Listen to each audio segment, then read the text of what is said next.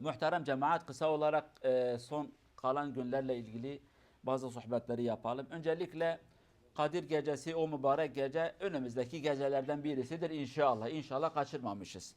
Öncelikle şunu söyleyelim. Cenab-ı Allah hikmetiyle bu geceyi son gecelere, son günlere bırakmış. Hatta şöyle bir örnek de verebiliriz.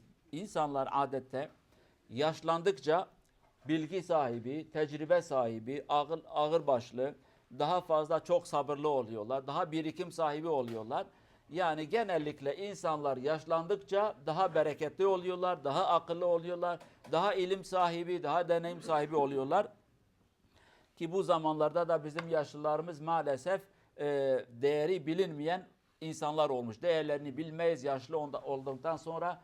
Ya diyor ki bu adam akıllıymış, kafa yemiş, konuşmayı bilmez, dünyadan bir şey anlamaz. Tam tersi olması gerekirken her insan yaşlandıkça kendisiyle beraber bir bilgi, bir birikim, bir tecrübe getirir.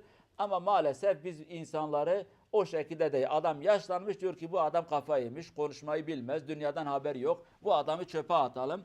Halbuki öyle değil. Aklı başında olan ülkelerde hatta mesela onların millet meclisleri iki gruptur. Birisi normal yaşlarda bir parlamentoları vardır. Bir de onların üstünde yaşlı olanların bir parlamentosu vardır. Gençler yönetir, yaşlılar da birikimleri onlara aktarıyorlar. Diyor ki biz bu kadarı gördük, bildik. Sizin yaptığınız bu iş doğru değildir. Biz tarihten bunu işittik. Siz bunu yaşamadınız, biz bunu yaşadık, aktarıyorlar. Mesela Amerika'da örneğin 2 tane meclis vardır. Normal bir tane meclis vardır. Bir de onların üstünde yaşlıların bir meclisi vardır. Sayıları daha az. Bunlar birikim sahibi olan insanlar. Peki Kadir Gecesi, yani Allah Azze ve Celle de onu son geceleri bırakmış. Hayrı ve bereketi hepsi bu geceye sıkıştırmış.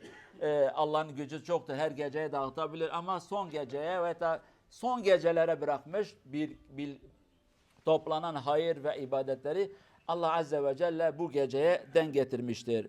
Tabi Kadir Gecesi, şunu unutmayın. 1000 aya bedel olan bir gecedir. 1000 ay yani insan hesapladığı zaman 83 sene falan yapar. Yani uzun bir ömür. Hangi insan 83 sene namaz kılmış, oruç tutmuş, ibadet yapmış? İnan ki nadir. Ama Allah Azze ve Celle lütfu ve keremi ile kullarına bu kadar mükafat ve ödülü nasip etmiştir. Bunu da nasıl ki bizim ümmetimiz son ümmettir ama en hayırlı ümmet ise, Peygamber Efendimiz son peygamber ise fakat en büyük peygamber ise Cenab-ı Allah da yine bu geceyi son ümmete nasip etmiştir. O gecede Kur'an-ı Kerim inmiştir ve o gece bereketli bir gecedir. Alemin gidişatını belirleyen gecelerden birisidir. Cenab-ı Allah bu gecenin hayrı ve bereketi cümlemize nasip etsin. Şuna dikkat edin, birkaç noktayı size söyleyelim. Bu gece artık büyük bir ihtimalle biz deriz ki ayın 27.si gece, yani 26-27'ye bağlayan gece önümüzdeki 16 Mart'a denk gelir, pazartesi günü. Fakat şuna dikkat edin, bir gün önce de olabilir, sonra da olabilir ama artık bu son günlere mümkün olduğu kadar ibadetle, zikirle, duayla geçirelim. Bu bir. Tartışmayın, kavga etmeyin, birbirlerinizin kalbini kırmayın. Kadir Gecesi'nin bir özelliği vardır.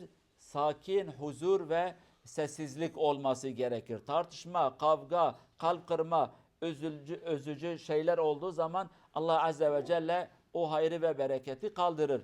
Ki ayet-i kerimede de Cenab-ı Allah diyor ki selamun hiyye hatta matla'il fecr, fecre kadar bu gece huzur ve sükunettir.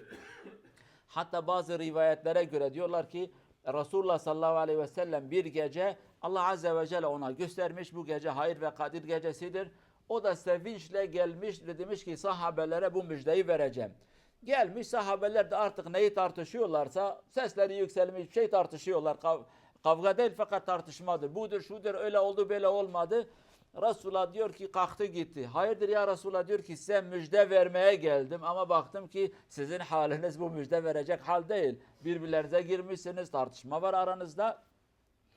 Yani dikkatli olmamız gerekir. Camideki arkadaş, evdeki hanım, evdeki evlatlar, iş arkadaşı, artık kim ise onlarla kavga etmemek lazım. Sakin, huzur içinde, gürültü yapmadan, kafa kırmadan, kalp kırmadan bu geceleri sakin bir şekilde geçirmemiz lazım. Camide tabi birçok camide, biz de inşallah burada tesbih namazı da kılacağız. Tesbih namazı evde kılınabilecek bir namazdır. Fakat camiye gelip de kılsanız biz camide inşallah eğer ölmesek, program planımız vardır. Eğer hayatta kalırsak biz camide inşallah cemaatle tesbih namazını kılacağız. Teravih namazı bittikten sonra kalmak isteyen varsa tesbih namazını da kılacağız. Birkaç dakika alan bir namazdır. 4 rekatlı bir namazdır. Ama inşallah Allah Azze ve Celle nasip eder onu o niyetle kılar. Allah da inşallah bizden kabul eder. Resulullah'ın bir tavsiyesidir amcasına. Amca demiş ki eğer kılabilirsin her gece, her hafta, ayda bir, senede bir, ömründe bir de olsa. Şunu da unutmayın. Hangimiz hayra muhtaç değildir. Hangimizin günahları yoktur. Günahlarımız değil ki diz boyu, boyumuzu aşmıştır.